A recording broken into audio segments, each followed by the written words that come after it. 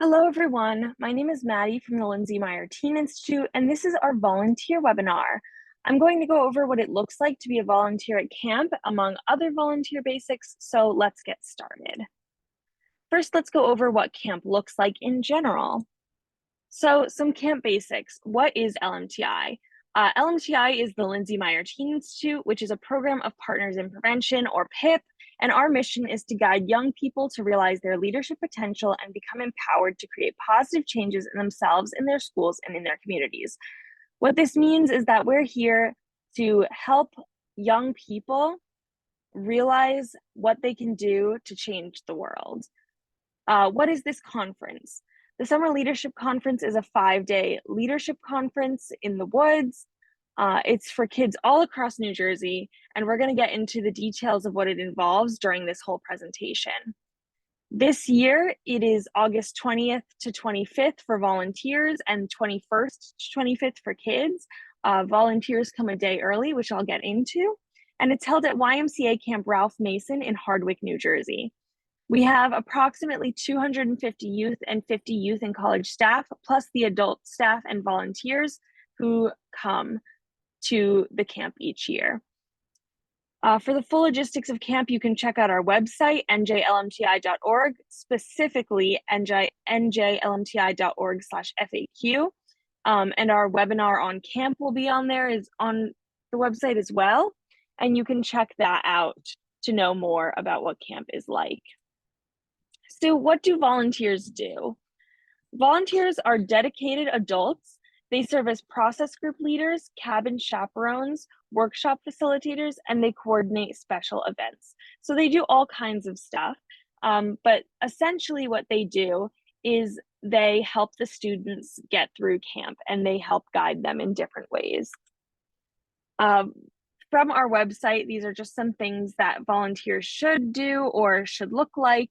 Volunteers should like and are willing to listen to and learn from teenagers, are willing to enthusiastically join activities with high school students while setting appropriate limits with them, are likely to earn the trust of students, parents, peers, and administrators, are willing to offer the credit for accomplishments to high school students, work easily and cooperatively with students and other adult volunteers, will actively participate in any LMTI staff trainings, the entire conference, and supplemental activities, look for the good in all high school students, are healthy role models for high school students, and are alcohol, tobacco, and other drug-free while at LMTI events. We're going to get more into that last rule in our policies, but a lot of what volunteers should be is just a good role model for teens, someone who is there to listen to them, someone who wants to help guide them, everything I was touching on before in the volunteer basics. So some volunteer jobs that you might have. I list some here, but I'll get into the specifics of what different positions look like. So we have a care team coordinator. The care team coordinator is responsible for the coordination and oversight of the care team, which are basically those who support students who are struggling.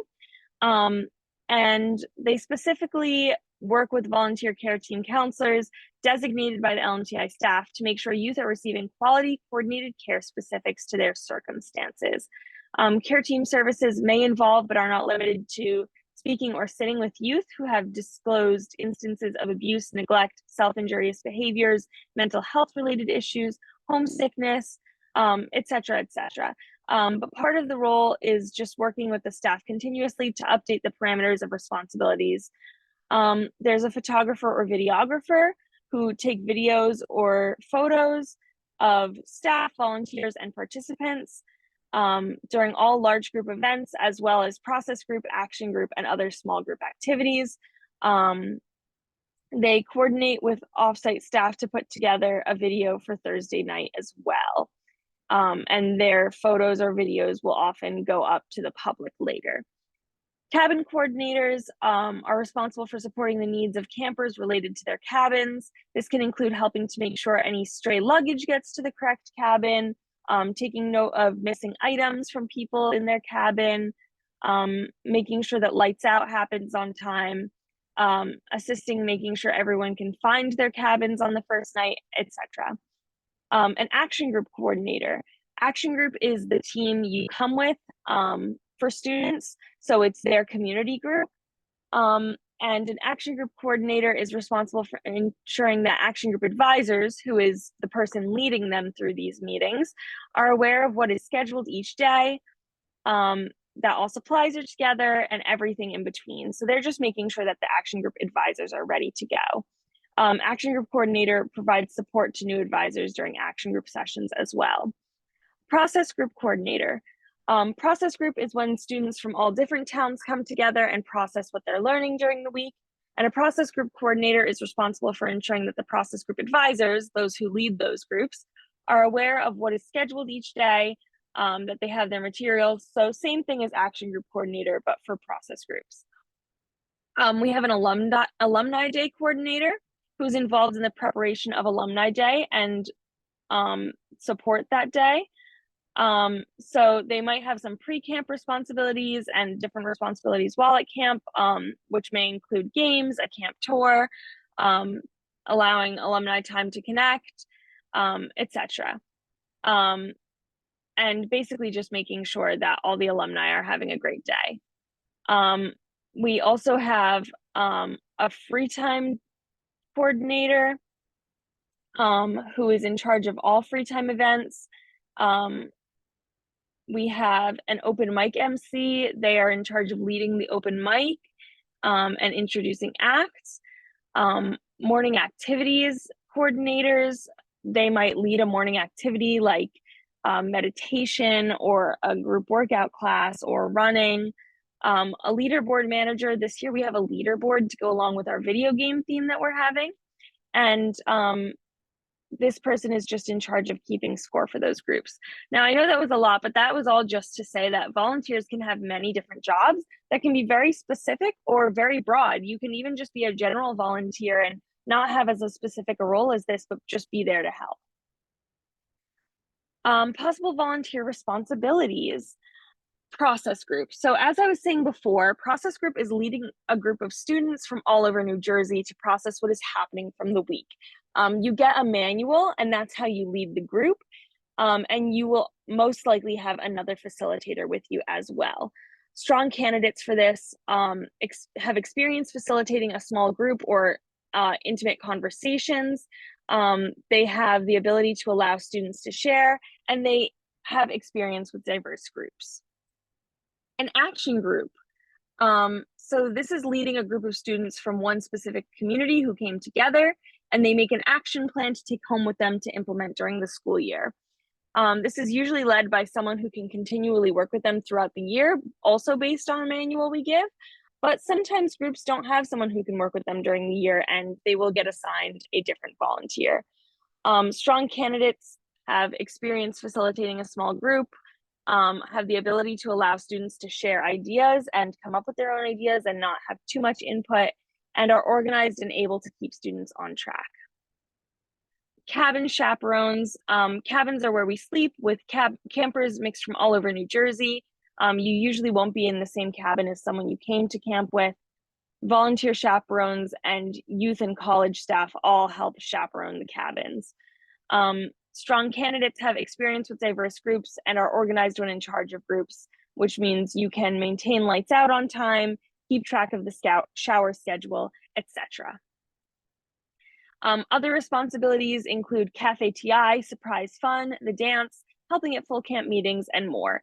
For more on what this means, you can contact me, which I'll give you my information at the end of the PowerPoint, and I can discuss what these responsibilities mean and what they would mean for you in your roles.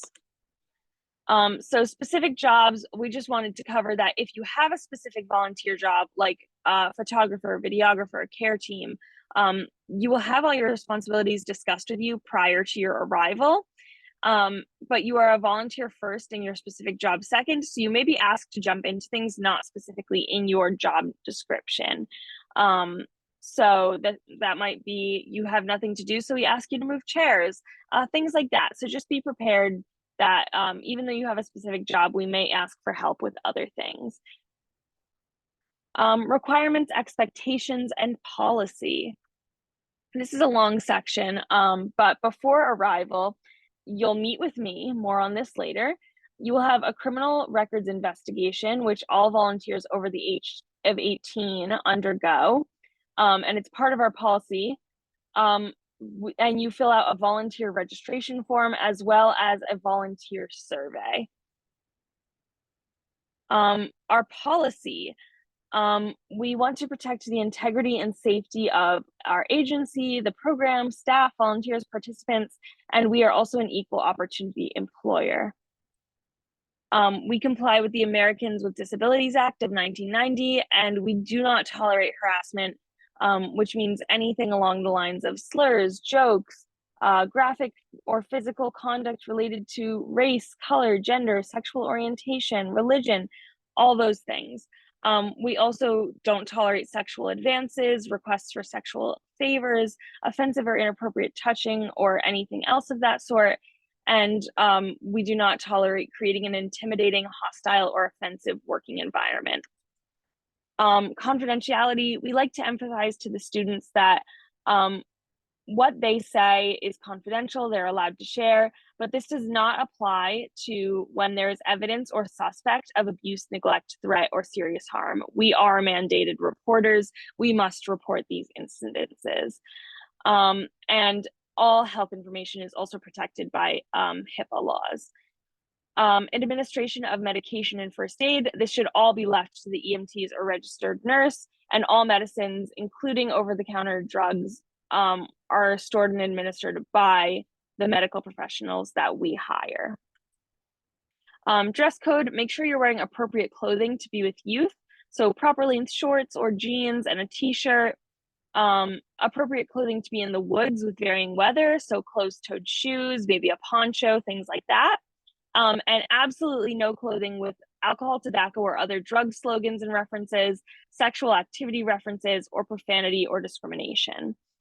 Our policy on electronic devices is to minimize the use so we can set a good example and stay in the moment, and to keep our cell phones on silent.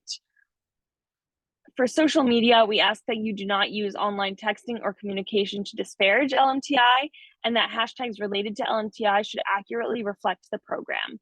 Do not post pictures or videos of yourself or others associated with LMTI when you're engaging in inappropriate or irresponsible behaviors, or any behaviors that could be construed that way.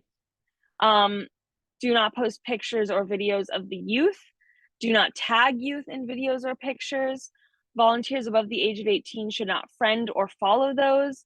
Prior connections, like if they're your cousin or a very close family friend, you walk a fine line, so do so with caution, but we understand if you already have these prior connections. Also, do not accept friend requests from youth.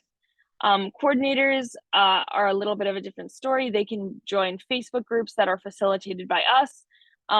And for social media, that includes texting. So adult staff should not text any youth participants on a personal level. Relationships. Adult volunteers 18 plus should not have relationships with youth in a dating setting. You can be a friendly mentor or mentee, which is permitted during and outside of LMTI functions. But again, it is illegal to have relations with anyone under 18, so that is highly forbidden. Additionally, volunteers or adult volunteers 18 and over who are having relationships with another adult volunteer 18 and over, that could be a friendly mentor-mentee relationship too. But if you're dating, it's permitted during and outside of LMTI functions, but the behaviors during the functions should not interfere with the programming. So in other words, no PDA.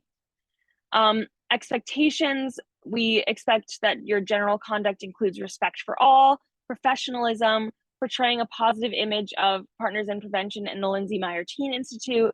So respect, loyalty, patience, honesty, courtesy, tact, maturity, etc. We have appropriate language and discussions. We expect that you do not bring any firearms or other weapons. These are highly not allowed. And no use of LMTI to promote personal gain.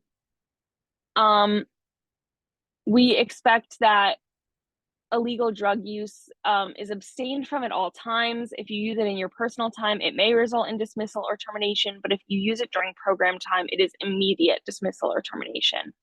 As far as alcohol, tobacco, and cannabis use, it is not permitted during program time again, and it will have immediate dismissal and termination. But on your personal time, if you're 21 and over, you may choose to use alcohol and cannabis. It is requested that you conduct yourself in a manner that minimizes risk to yourself and others and doesn't promote irresponsibility. And it is requested that you model good decision making in the presence of younger LMTI volunteers. You're also not permitted to wear LMTI clothing while consuming substances.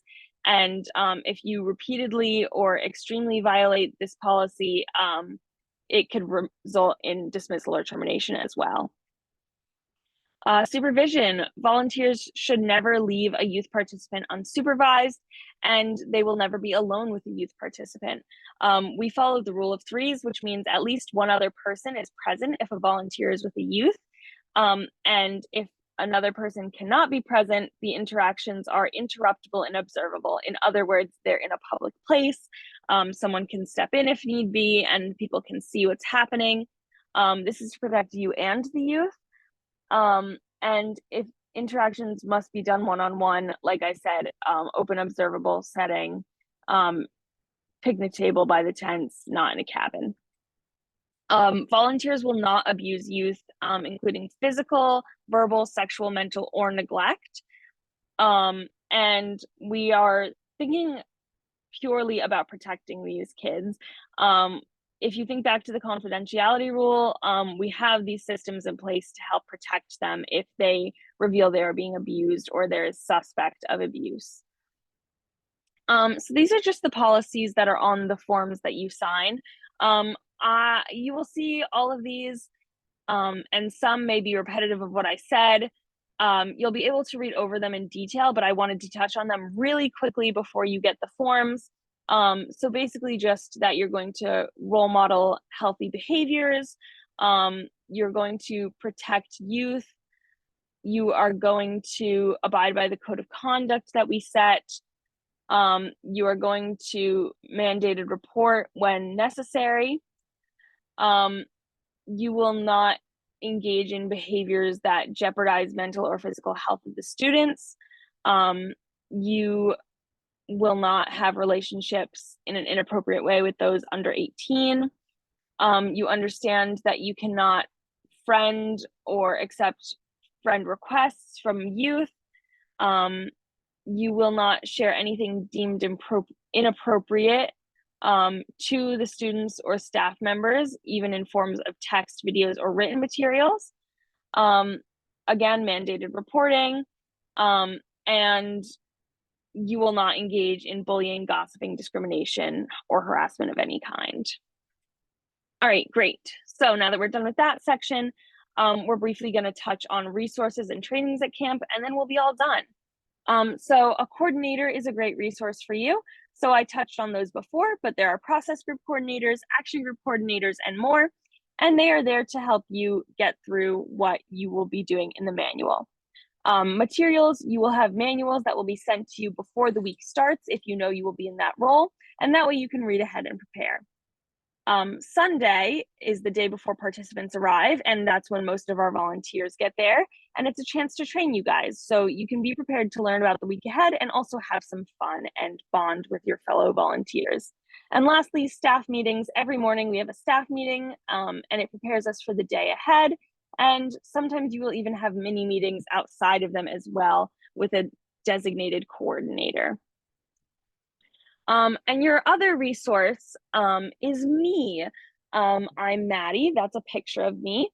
I'm going to be a big support for you at camp. I'm in charge of the volunteers this year and their needs and supports during the week. So to begin the process of becoming a volunteer or for any questions, you can email me, which will be on the next slide. We will have a chat about where you will fit during the week.